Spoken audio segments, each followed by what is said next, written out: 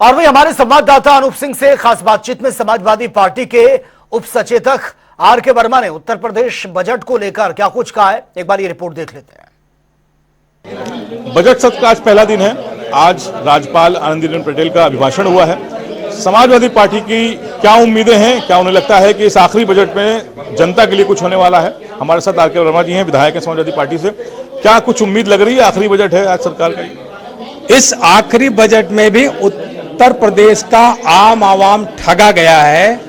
इस बजट में मैं आपसे बात करूं, उत्तर प्रदेश को बेहतरीन स्वास्थ्य सुविधाएं चाहिए, उत्तर प्रदेश को बेहतरीन शिक्षा की सुविधाएं चाहिए। सरकार शिक्षा के बजाय जनता को शराब परोसने का काम कर रही है और उससे बड़े पैमाने पर वसूली करके अपना बजट बढ़ाने का काम कर रही है।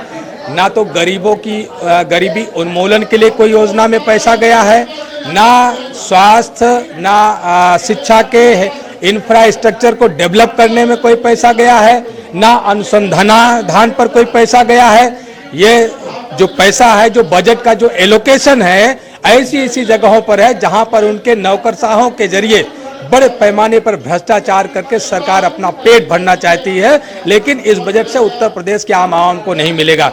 इस बजट से उत्तर प्रदेश के किसानों को डीएपी की खाद नहीं मिलने वाली।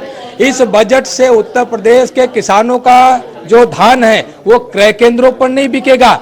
और जो छात्र जो आंदोलन कर रहा है कि छात्र संघ की बहाली हो, जो छात्र आंदोलन कर रहा है कि पक्की नौकरी मिले, जो छात्र आंदोलन कर रहा है कि हमको रोजगार दिया जाए, उनके ऊपर फर्जी मुकदमे दर्ज कराने का काम कर रही है सरकार। उनको डराने का प्रयास कर रही है।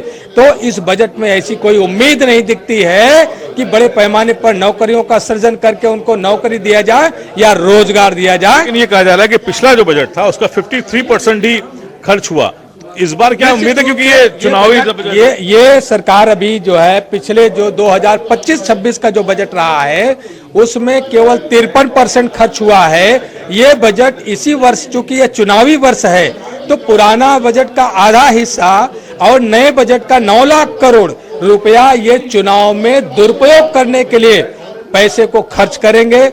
उत्तर प्रदेश के लोकतंत्र को पैसे पर खरीदने का प्रयास करेंगे। लेकिन समाजवादी पार्टी जनहित के मुद्दों को लेकर के, सदन से लेकर के कैसे होगा वर्मा जी? सबसे बड़ा मुद्दा तो ये है कि हेमंत बिस्वा शर्मा जो सीएम है असम के, उनका एक वीडियो आता है, उसमें वो मुसलमानों को टारगेट करते हैं, हाथ में बंदूक लिए हुए हैं। इसके बाद भी क्या आपको उम्मीद लगता है कि 27 में कुछ बदलाव की उम्मीद है? देखिए, चूंकि भारतीय जनता पार्टी की सरकार ध्रुवीकरण की राजनीति करती है, लेकिन उस ध्रुवीकरण की राजनीति से लोगों का पेट भर चुका है।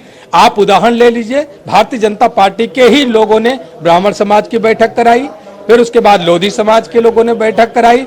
तो ये क्यों हो रही है? क्योंकि ध्रुवीकरण से उनका पेट नहीं भरने वाला है, उनके समाज का भला नहीं होने वाला है, उनके समाज के युवाओं को नौकरी नहीं मिलने वाली है, उनके समाज के किसानों को खाद नहीं मिलने वाली है, उनके किसानों को उनकी फसलों का न्यूनतम समर्थन मूल्य नहीं बढ़ने वाला है। लेकिन वर्मा जी, व्यवस्था नहीं सुधरने वाली है। लेकिन सवाल तो ये भी है ना कि जब वोट डालेंगे तब तो आप सरकार चुनेंगे, लेकिन एसआईआर के लिए तो भी आपके आरोप लगा रहे हैं। एसआईआर के लिए हम लोग आरोप नहीं लगा रहे हैं, हम लोग प्रामाणिकता के साथ बात करते हैं कि उत्तर प्रदेश सरकार के बड़े बड़े अधिकारियों के द्वारा जो यहाँ पर लोक भवन में बैठे हुए हैं, जो सरकार चला रहे हैं, इनके द्वारा बड़े पैमाने पर प्रिंट करा करके फॉर्म 7 पूरे उत्तर प्रदेश के कोने कोने में उससे संबंधित अधिकारियों को भेजा गया कि इस बूथ पर, चूंकि डाटा कलेक्शन इनके पास है, डाटा सेंटर इनके पास है, इनको पास एक बूथ का डाटा है कि किस बूथ पर समाजवादी पार्टी का वोटर ज्यादा है, वहां पर 100 वोट कटवा दो, वहां पर 150 वोट कटवा दो।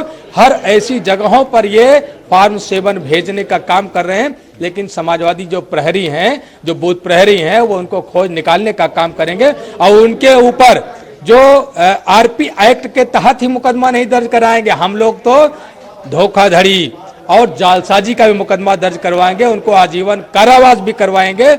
हम लोग लड़ने का काम करेंगे, हम डरने वाले लोग नहीं हैं।